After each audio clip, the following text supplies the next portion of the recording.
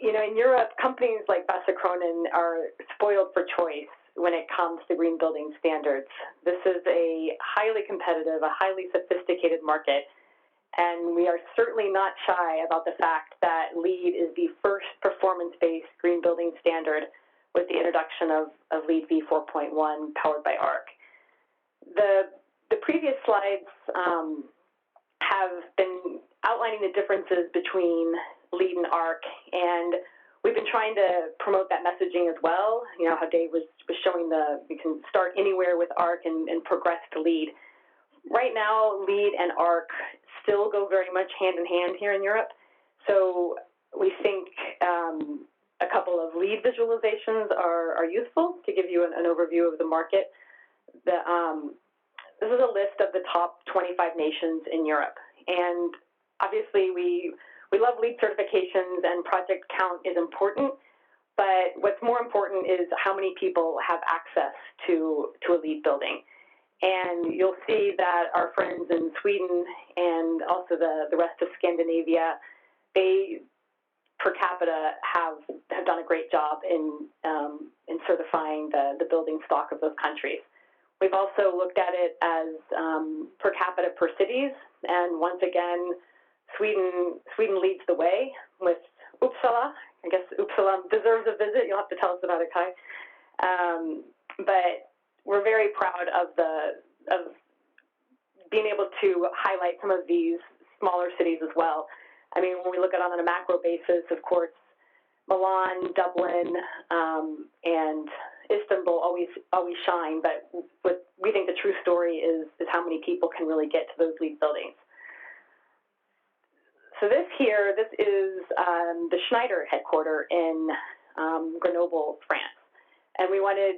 This is a great ARC story because in the beginning of 2019, they certified LEED Gold, and they immediately started tracking their performance in ARC and made improvements and did tweaks as Dave was showing.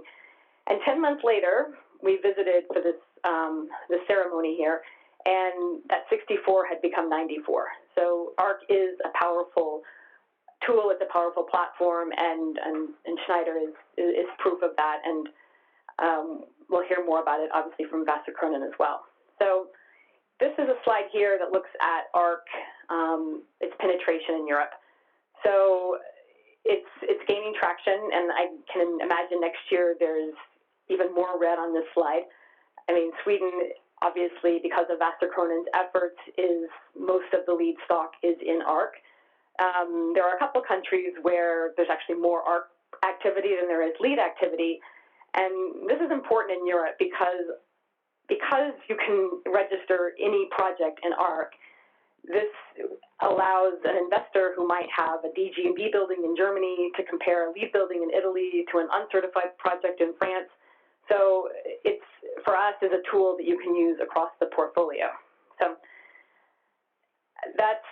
this is kind of a quick snapshot of what ARC looks like in Europe today, and like I said, we'd love to revisit this slide in about a year. And now I'll pass it over to Kai. I think it's safe to say, since those early meetings in Berlin, Vasakronan has never let go of their head start on ARC, and we're looking forward to hearing about your experiences. So over to you, Kai.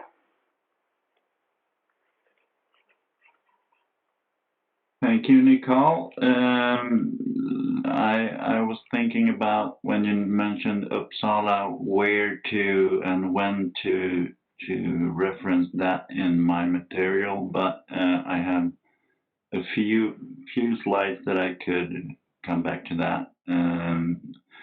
And with that, also, I would start with saying that excuse the homey setting, and if you hear a 13-year-old dog snoring in the hindsight, it's my dog. Like everyone else, I'm sitting at home. I'm Kai Winther and representing Vasakronan, a real estate company in Sweden. This is start slide with one of our parking garages, where we have very much started out with the trend in Sweden to have charging spots for our visitors and our tenants.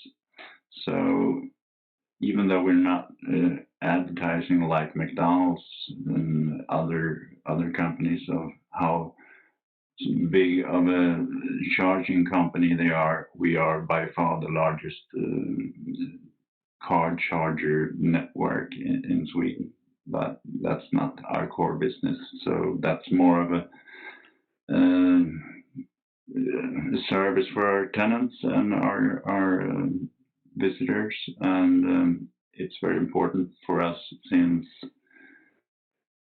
that new trend is in the opposite direction for us, since we have a goal to lower our energy and our load efficiency in our buildings. So that goes in another direction to have the cars recharge in our facilities. So we had to take a broader stroke about that and make sure that we have total control and to be able to monitor and have a exact monitoring and load efficiency from the loading docks. So by that, I will skip to this picture.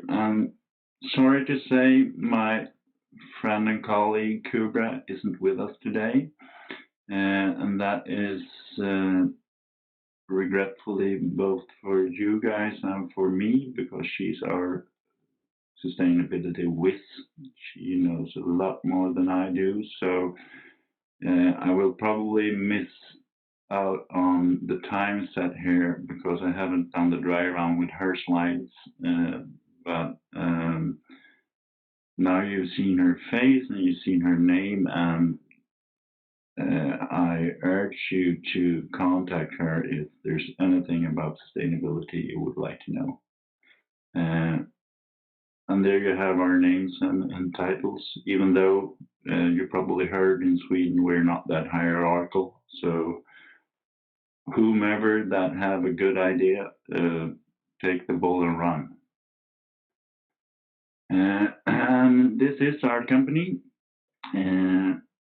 Those 156 billions of Swedish crowns, that equals roughly $16 billion approximately.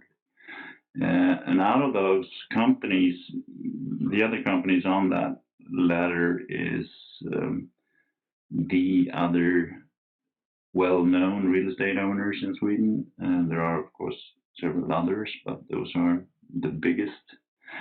We are the only one of those that are not on any stock exchange. We're not listed at all. We are fully owned by 4 separate pension funds. So we are a long-term real estate owner with long-term goals. So that is very important for our agenda, all in all. And here's one reference to Uppsala. Even though Stockholm is the largest city in Sweden, we are situated in the far north of Europe, like you saw in Gautam's first slide, where we are today. And this is in the center of the Nordics, so where you probably heard, or Scandinavia, which is 2 separate things. Scandinavia is a reference to the peninsula that you see that is Norway and Sweden, actually. The Nordics are Finland, Sweden, Norway, Denmark, Iceland, and Greenland. So that's not quite the same. But we are the largest country, and both by population and by square feet in the Nordics. And also Stockholm is the largest city in the Nordics. The actual city holds roughly 1 million residents. The region of Stockholm, 2.5 million. Gothenburg is the second largest city, and Malmö and Uppsala comes like equal third. That's our strategy and has been for a decade or so. We got rid of all our residentials and are focused totally on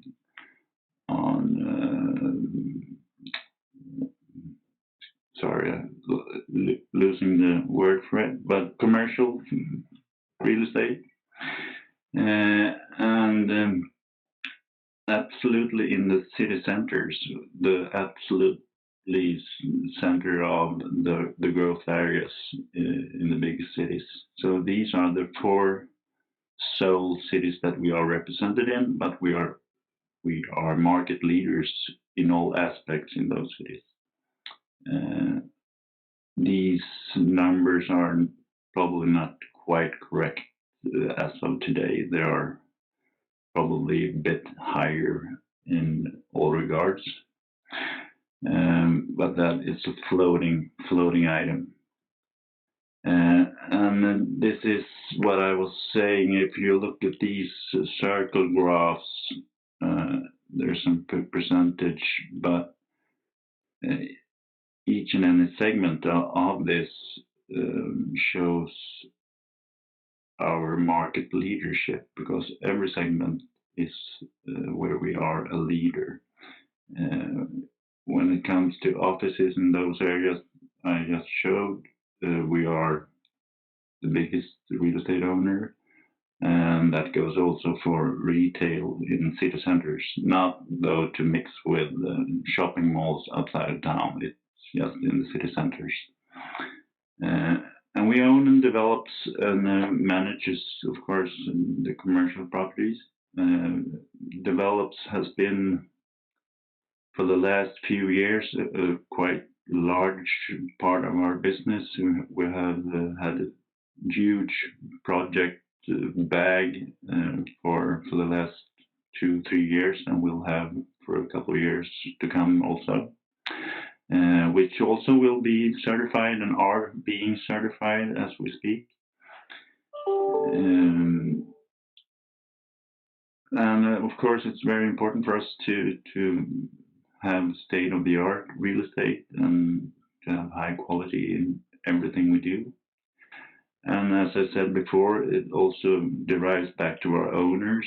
We are a long-term owner of real estate, and our owners are long-term owners of us in their turn. So we have a strong stake in our real estate, so it's not turn and burn. We want to make sure that our real estate are as good as possible. We have a vision, of course, and since we are that relatively big in Sweden, we have very good relations with municipalities and city hall is the word for it, and governments, of course. So we does everything in a dialogue with the community, and we take responsibility as a property owner to make sure we build a sustainable city, or a word for that matter. And I will circle back to that, because this is a bit related to what we're doing now in building the smart city. And now I'm getting a bit confused here.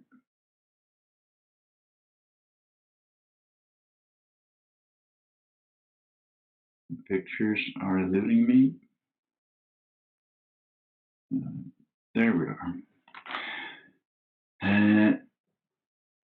These are key words for us to be financial and environmental and social sound, and taking a financial responsibility for our operations as a whole, and having a stable, sound financial, that's absolutely fundamental for the conditions to grant our success towards our owners also. And as of that, we have LEED certification as a base. We started a trend in actually worldwide to release green bonds. And to do that, we needed to have our portfolios certified, and we thought that LEED was spot on. We needed a strong certification that was not too easy to get by. We needed to make sure that it was something you could rely on and show that this is a good building in a sustainable manner. And that decision was taken a long time ago, and since then we have worked hard to make sure that our portfolio is LEED certified.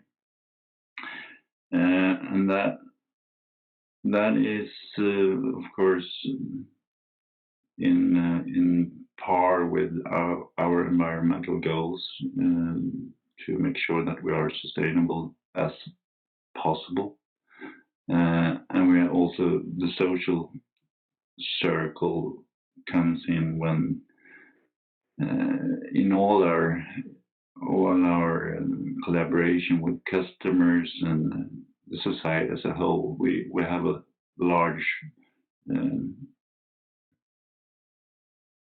I don't know the English word for it, but we have a large heart for the community in which we work in, and that is not just what we say. We actually live it, and that's a core belief in that flows through the company.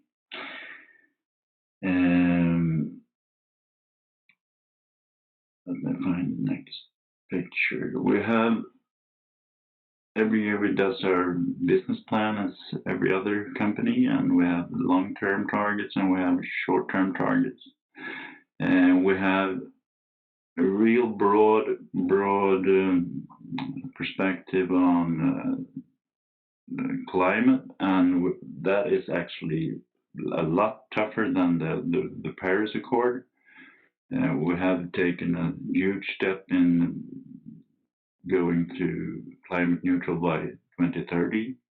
As of now, we could argue that we are climate neutral since we have lowered our emission by 99.9%, and the last 0.10% we are compensating, but that is not the same as getting rid of the emissions. So we have a little bit further to go, and we are making sure that we are meeting that criteria before 2030. And of course, with that comes that we want our properties to be self-sufficient, and we don't want to buy any energy. And we, like I said before, about being front runners, we are also front runners in Sweden as it comes to solar power. We are really big on that, and has been for quite some time, and are keep pushing it. We have halved our power requirements, and we have a goal to halve it once again. Our business and those of our customers generate no waste that is unable to recycle or reuse. That is a huge goal also, because our tenants is something that we cannot control to the fullest extent, but we have treaties with each and any tenants that we are to work together to reach those results. And that's an ongoing work, of course, with our real estate managers. And we build our properties using renewable, recycled, and reused materials. And that's one of the issues that I could circle back to Uppsala, because I had one slide that has been removed. That's why I'm jumping a bit between slides here, because I haven't seen the final version. I have looked at an earlier version since Kubra isn't with us.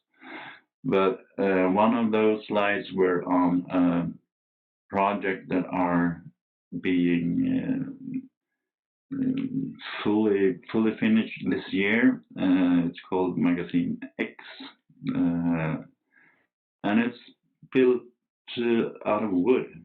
And that is, besides being built out of wood, it's with bells and whistles, with everything that makes it as sustainable as possible and self-sustaining with as of energy. And that's quite exciting. And just that marker that big building in Uppsala is built out of wood has made it self-selling. It was fully rented long before the first shovel of earth was moved from the construction site.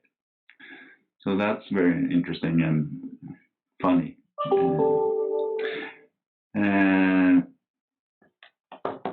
You have to excuse me because the thumbnails are so small, so I'm not really sure where I am. I'm coming back to these headlines: energy, construction, materials, and waste and transportation, because whenever we have a new project, when we build something new, these things are on the top of our mind to make sure that we do something really good with this, because in the life cycle of a real estate, about 80% of the emissions, CO2 emissions, comes from the transportation and the construction of construction materials and the construction waste and the transportation to and from the construction site. And 80% of the life cycle, that's very much, since 40% of all energy in Sweden comes from real estate. So we have a lot to do in the new construction, and that's where we've been a bit lazy, I'd say. We've been very good at the part when we manage the real estate, but when we build new real estate, we have to be better. So that's on our agenda as of right now, very, very much so. And here's some slides showing what we have done. We have lowered our energy consumption hugely. That 100 mark, kilowatt hours per square meters, was utopia a couple of years ago. And if we were to draw that line before 2008, it was a lot higher, because we thought we had done a lot and were quite good when we started this journey. And now we are, throughout the portfolio, well beneath 100 kilowatt per square meter.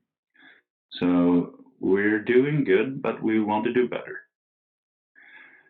And I mentioned this before, that the direct emissions are only 99% today, and even less today. That was from 2018. I'd say 99.9 today, counting from 2006 when we started to measure this. And this is totally old scopes, so we've done a lot, but there's still to do.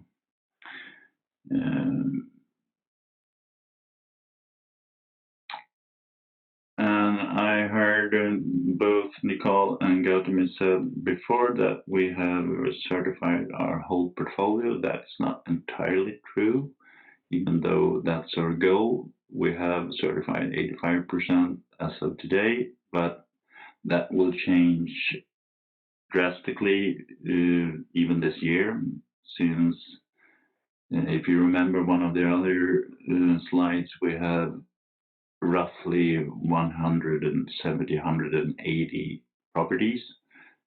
That doesn't equal buildings though, because one property could be well over 10 buildings. But this year, we are new certifying 13 new properties that hasn't been certified as of yet. And that was for a multitude of reasons. When we started this, there were some reasons they were in a project or they weren't up to par to be certified or whatever the reason was. But we have identified 13 of those that are ready to be certified this year. So we are adding 13 to that list this year, together with around 60 that are due for recertification this year. And how does data play a role in managing these goals? Quite a lot, actually. I do not have to say that, but I could really be an ambassador for ARC and for LEAD also, since we are all about transparency, not just towards our customers and the society as a whole, but also internally. We want to see where we fail, so we can be better. There's no way to get better if you don't see where you are lacking in any way. So I like everything to be transparent, and you have a visualization of what you're doing and the performance of our buildings. And of course, we set out a couple of years ago to build an operative system of our property portfolio, and that has played in very nice with our goal to digitize the whole recertification process, because we already had started that journey to have all our data in order. And I gather most of you listening that are in real estate have some follow-up system and software to have some kind of follow-up regarding your performance. And so had we, of course, and we refined that, and we also aggregated that data into operative system, so we can export in whatever manner we like. And in this instance, we made an application called Certify to export the data into ARC without manual labor. And that is, of course, very convenient for everyone that has done a certification without the manual labor. Is quite nice. And I will come back to that. This is just a graph of how we had a visualized manner of the follow-up system of performance. And this is also a way of showing how we like it to be transparent, because the real estate manager that has a curve that points in the other direction, he would see it and have a reason to do something about it. And he also would be picked on by his neighboring real estate manager to, why are you doing things wrong, in a kind manner, of course. But this is from one of our systems that we have a following our performance. Let me change. This is kind of a friendship picture, because when we started out, we had a very good dialogue with US Green Building Council and ARC. We saw that through our systems and adding a couple of items and a good dialogue, we could make it even better and even easier to load this data into ARC. And that required that we certified the process beforehand. And that was not without labor, of course. We had some serious settings where we went through the whole process of how the data was verified from A to C, and in a productive manner. So I have enjoyed every and each meeting with all of you guys from US GBC and GBCI and ARC and LEAD. So it's been a nice journey. And this picture shows just what I've been talking about. What we have and had before was out in the real estate. We have meters measuring all performance from water consumption, and you have heating, district heating and district cooling. And in the bottom, you can also see the names of 2 waste haulers. And the gathering of that data we already had in place to our follow-up system called VTEC, and also a kind of a washing machine and a certified application of all the data through Metri first. So we gather all the data from our real estate portfolio, and from there to make sure that we export that untampered, totally transparent, just like we got it from the utility up to ARC. It was quite easy. I can say that since I didn't do the coding, of course. We had a partner, like I said, from the get-go. We had already started an endeavor to get an operative system for our real estate. That was a task that we started with partners with some really, really top-notch software guys that we ended up having as a subsidiary to us, but nowadays are standing on their own legs, and we are the customer and they are suppliers of that service to us. And that service that they provide to us is called PropTech OS, and that is very easy to understand what it stands for. PropTech OS, it's an operative system, just like you have an operative system for your telephone or your Windows, or like Windows, I would say, rather. But it's an operative system for our property. So we have all our data in order to make sure we can send it further. There was another slide here that we don't have to look at, but there's another slide showing how we sample the indoor air quality data, and that's an IoT bit of it, but it has quite a similar approach to it through certified to ARC. That part was, of course, a special endeavor to make sure that USGBC and we were sure that we were measuring in a way that we could rely on, and to find the hardware and to make sure that we measured in a timely manner. And furthermore, I have an example of one of our real estates that has done quite well. It's a platinum award, and it's just nice to look at.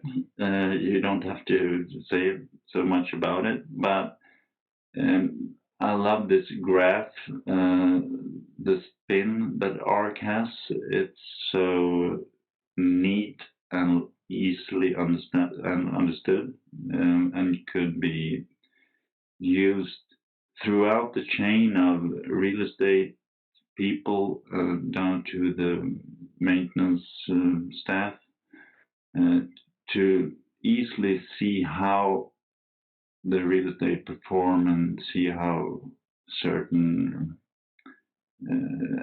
actions fall out, what will be the result of whatever they do.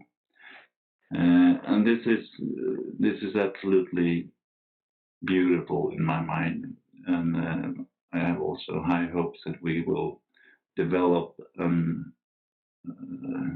a way for us to use this in a more hands-on manner for the operations staff. These two pictures are from sorry, there's the phone was calling. These lessons learned were actually from the first stack of slides that were meant to go to Dublin, and the Green Building Dublin, were meant to be dark, so we had this as discussion points. But since they are up, we can speak about them because we have made a lot of lessons. We don't need to get into each and every row, because when we started out and had all our data in order to get it visualized, that has given us so much knowledge. Like Facebook and Google and the others, they talk about knowledge graphs and how 1 + 1 doesn't equals 2, it equals 3 or 4. And we have seen a number of cases where that is the case. When we know something and add another knowledge, we get something that we couldn't even fathom was within our reach. So it has been a very exciting journey to see that happen. But to sum it all up, I suppose you have read some of it without me reading it loud. I will change the picture. There's another one actually. So to sum it up, beside of us getting the data in order and visualize it, that in itself is crucial for our success for sustainability as a whole, and to lower our consumption regarding every performance category. But also I'd like to say that being front runner in this, plowing the way, it hasn't been easy in any way. And when we have done it, we can use it for ourselves. But to use it in a big case like this and use it in our certification process, and to have such a good listener and a good receiver of the data as ARC has been truly a blessing, because with ARC making sure that they can receive the data without any obstacles from us when we have done this, makes a very strong chain and makes a very good business case where we can recertify our portfolio in a very, very timely fashion without too much manual labor. And even more so with higher accuracy and higher quality in all manners when it comes to verification also. So that has been a true blessing to be part of that. And what's next? Like I said before, we will be carbon neutral by 2030 and probably before. We are now recertifying approximately 60 buildings during 2020. That is not quite accurate since we are certifying even those 13 new ones that I mentioned before, so 70 plus that should be. Within the next year, we are also recertifying the last 50 or so that hasn't been recertified. So after that, our whole portfolio is recertified digital, and we have it all up in ARC recertified. So that feels very good because after that we can recertify really smooth because then we have all the performance going on a timely fashion so we can see the performance from month to month, and some categories we can see every 10th minute. So the recertification next time will be a flick of a switch. That feels very good. GRESB, we are one of the world leaders in GRESB, especially when it comes to real estate, but as a company overall, we are one of the better performers in the world. And we take great pride in that, and we want to be better.